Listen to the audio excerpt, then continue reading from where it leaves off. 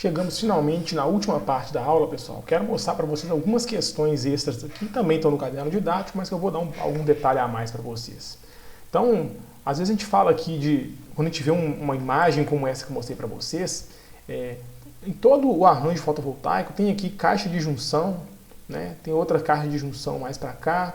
Você fica pensando, o que seriam essas caixas de junção, string box, né? Vou mostrar para vocês em detalhes.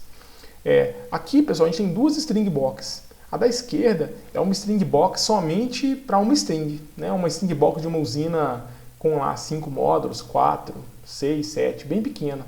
Então, os dois cabos positivo e negativo dessa única string entram aqui. Tem a proteção aqui contra descarga atmosférica, o DPS. Tem uma chave seccionadora, para você poder desligar o circuito se você quiser para dar uma manutenção, por exemplo. E só, né? Daqui vai para o inversor. Aí notem que nem precisa ter proteção contra sobrecorrente. Não tem fusível, não tem disjuntor, não tem nada. Porque, como a gente viu ali na norma, não precisa desse tipo de proteção para uma string apenas.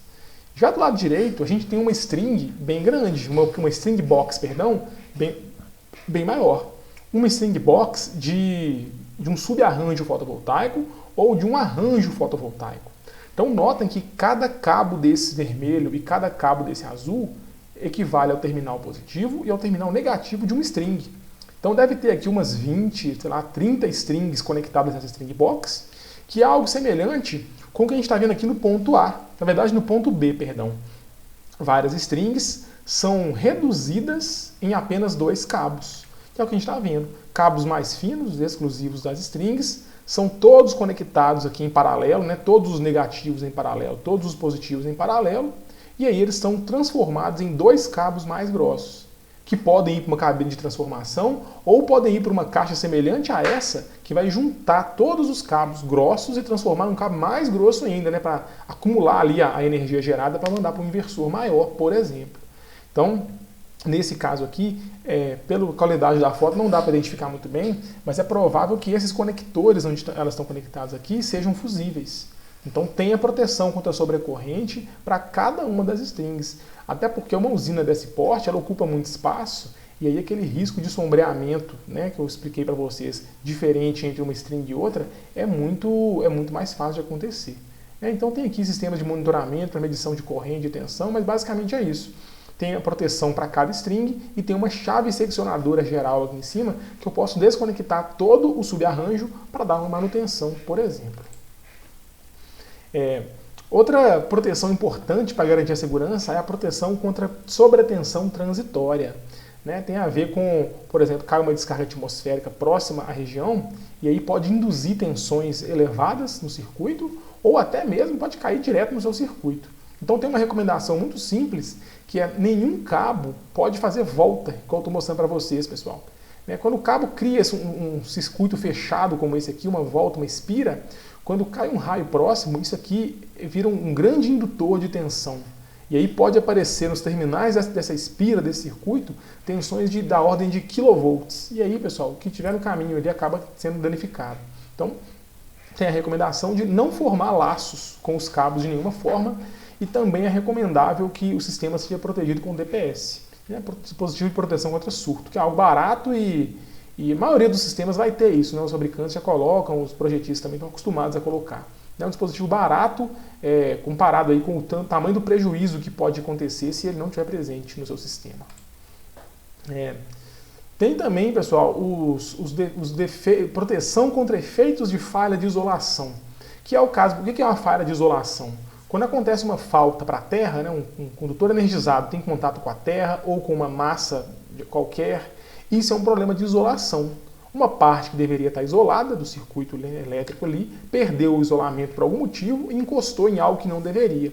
E aí, o tipo de exigência, né, para esse tipo de proteção depende muito se a unidade condicionadora de potência, o inversor, tem transformador interno ou não tem. Lembra que eu comentei isso da outra vez? Então, aquela mesma história, pessoal. Se o seu isolador tem transformador, ele tem isolação galvânica, que a gente fala. Então só é possível acontecer defeito se a isolação falhar em 2 pontos. Por exemplo, aqui o nosso sujeito colocando a mão em 2 pontos e se colocando entre uma diferença de potencial elétrico.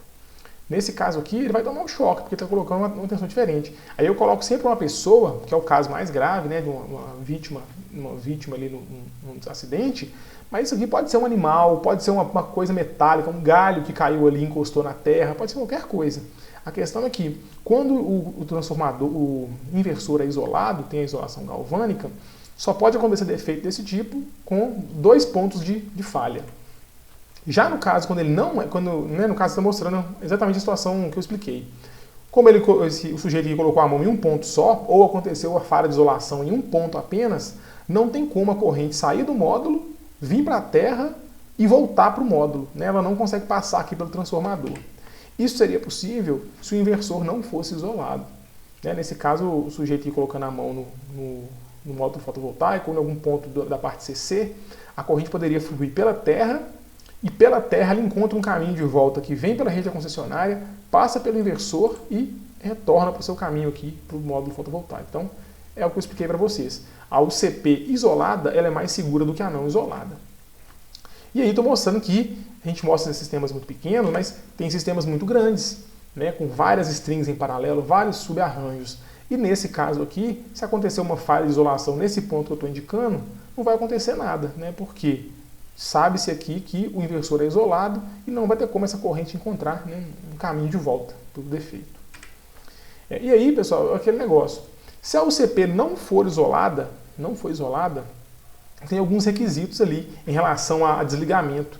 Assim que acontecer uma falha de isolamento, né, falta terra, se ela for detectada, quando ela for detectada, na verdade, o sistema inteiro tem que ser desligado, tanto a parte CC quanto CA.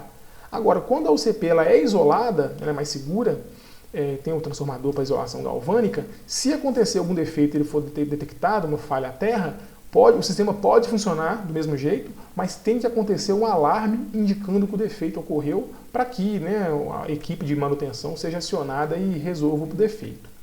E aí, lá no caderno didático também está mostrando para vocês que, principalmente quando a UCP não é isolada, ela requer algumas proteções extras. Por exemplo, monitoramento de falta à terra. Se acontecer alguma falta à terra, você tem um circuito próprio para detectar esse tipo de problema. E aí, né, tanto indicar o defeito quanto desligar, dependendo do caso. E tem também o sistema diferencial de corrente que eu expliquei para vocês, tipo do IDR, os inversores também têm esse tipo de proteção. Então eu coloquei aqui um exemplo de um inversor, até que é o que eu instalei uma vez, e que ele tem, olha só, monitoramento de falha à terra, ele possui, e unidade de monitoramento de corrente de fuga sensível em todos os polos. Então corrente de fuga é corrente diferencial. Então, se acontecer algum choque elétrico ou alguma coisa encostar entre o módulo e a terra, ou entre 2 pontos do sistema ali, causar um curto ou uma fuga de corrente indevida, o inversor vai detectar, vai desligar, vai indicar o erro e só vai funcionar quando o problema for solucionado. Então, hoje em dia os inversores são muito seguros e trazem uma série de vantagens assim, para a questão de segurança. Né? Muitos por questão de obrigatoriedade de normas mesmo, internacionais e até do Inmetro, que exige algum circuito de segurança. E essa é uma vantagem muito grande que eu expliquei para vocês lá quando a gente começou a falar de geração distribuída, em relação, por exemplo, a uma usina fotovoltaica, uma usina eólica, uma pequena central hidrelétrica, porque quando você gera energia em corrente alternada e não tem um inversor na jogada, todas essas proteções têm que ser providas por equipamentos independentes. E aí o projeto fica muito mais caro e muito mais difícil de ser feito. Nada que seja um desafio tão grande assim. Hoje em dia tudo está muito comum de ser feito, tem profissionais no mercado para isso, mas ainda assim é mais difícil e mais caro do que colocar um inversor com tudo embarcado nele. Então, né, depois de muitos vídeos, essa aula vai ficando por aqui, né? Espero que tenha sido útil. Se tiver alguma dúvida, estou disponível no Moodle e também na nossa aula presencial toda quinta-feira. Um abraço, até a próxima.